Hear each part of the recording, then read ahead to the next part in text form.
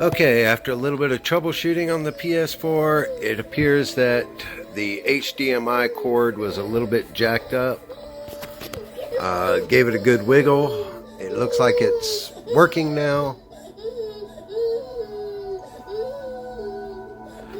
I still got to set up, do a bunch of setup and everything on it, but it appears that the PS4 is now going to work.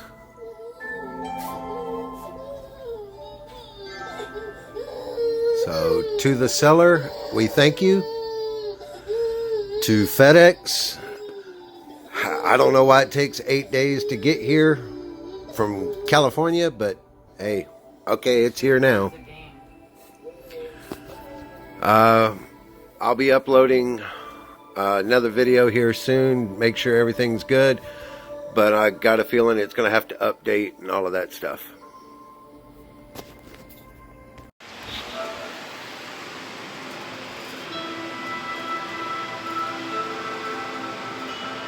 There you go. Awesome. Thanks to distributors. I think it is. This is awesome, man. Thanks.